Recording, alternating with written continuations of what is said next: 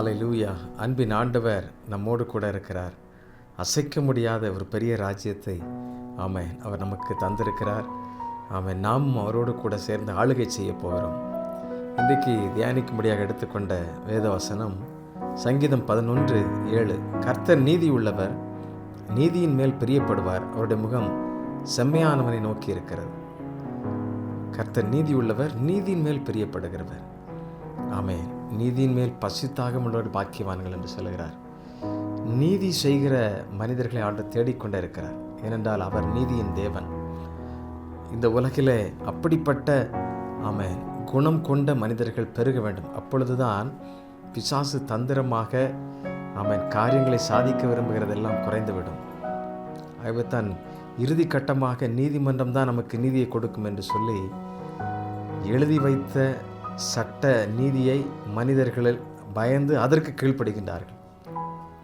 ஆனால் சரீரத்தையும் ஆத்மாவையும் படைத்த உன்னதமான தேவனுடைய அந்த நீதியை அவர்கள் சற்றும் கூட எண்ணி பார்ப்பதில்லை. அதை குறித்து பயப்படுவதே இல்லை. ஆம் பிரியமானவர்களே, நீதியின் தேவன் நம்மோடு கூட இருக்கிறார். அந்த நீதியின் தேவனை நாம் எண்ணி பார்க்க வேண்டும். யோபு 36:7 இப்படி சொல்லுகிறது. அவர் தம்முடைய கண்களை நீதிமான்களை விட்டு விலக்காமல் அவர்களை ராஜாக்களோட கூட சிங்காசனத்தில் ஏறவும் உயர்ந்த ஸ்தலத்தில் என்றைக்கும் உட்கார்ந்திருக்கவும் செய்கிறார். ஆம், நீதிமான்களை விட்டு விலக்காமல் கர்த்தருடைய கண்கள் நீதிமான்கள் மேல் நோக்கமாயிருக்கிறது. அவர் ஒரு நாளும் நீதிமான்கள் மேல் அவருடைய கண்களை விட்டு விலக்குவதில்லை. எப்பொழுதும் அவர்களோடு கூட இருக்கிறார். அது மாத்திரமல்ல, உயர்ந்த இடத்துல சிங்காசனத்தில் உட்கார வைக்க அவர் விரும்புகிறார். ஆண்டவர் அப்படிப்பட்ட உயர்ந்த இடத்துல அவர்களை கொண்டு சேர்க்கிறார். நீதிமான்களுடைய சந்ததிகள் ஒருபோதும் அசைக்கப்படுவதில்லை. ஆம், நாம் நீதி செய்வோம், நீதி உள்ளவர்களாய் வாழ்வோம், இந்த நீதியின் தேவனை உயர்த்துவோம். ஆண்டவர் நமக்கு உதவி செய்வார். அந்த தேவனை ஆராதிப்போமா? சகலமும் படைத்தவர், சர்வ வல்லவர், அவரை உயர்த்துவோம். பிதாவை உம்மை ஆராதிக்கிறோம் என்று சொல்லி அவரை உயர்த்தி பாடுவோம்.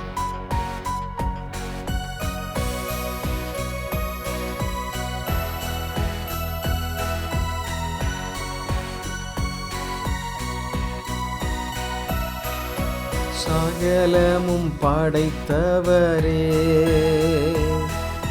சர்வ வல்லவரே, சகலமும் படைத்தவரே, சர்வ வல்லவரே, மகிமைக்கு பாத்திரரே, மங்காத பிரகாசமே, எல்லா மகிமைக்கு பாத்திரரே,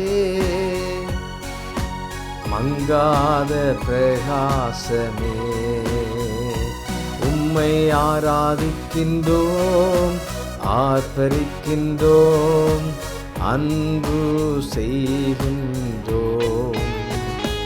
உம்மை ஆராதிக்கின்றோம், ஆர்ப்பரிக்கின்றோம், அன்பு செய்கின்றோம்.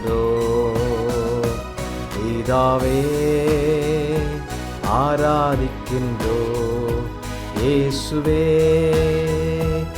ஆர்ப்பரிக்கின்றோம், ஆவியானவரே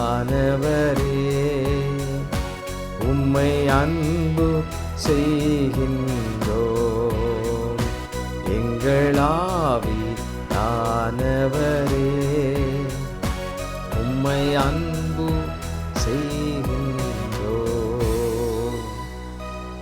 ஜெபிப்போம். ஆண்டவரே, நீதியின் சூரியனாய் எங்கள் மத்தியில் நீர் வீற்றிருக்கிறீரப்பா. நீதிமான்களை நீ நோக்கி பார்க்கிறீர். ஆண்டவரே, நீதியின் மேல் பசித்தாகம் உள்ளவர்களாய் எப்பொழுதும் உம்மை சார்ந்திருக்க உதவி செய்யும். ஆண்டவரே, நீதி செய்கிறவர்கள் மேலே நீர் பிரியமாயிருந்து அவர்களை சிங்காசனத்தின் மேல் உயர்த்துகிறீர்.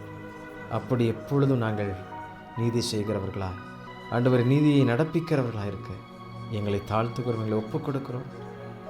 ஆண்டவரே, யோபு எப்படி ஆண்டவரே எந்த விதத்திலும் உமக்கு தீமை செய்யாமல் நீதிமானாய் உத்தமனாய் வாழ்ந்தது போல என்னையும் எங்களையும் அப்படி நீர் காத்துக்கொள்ளும், பலப்படுத்தும்.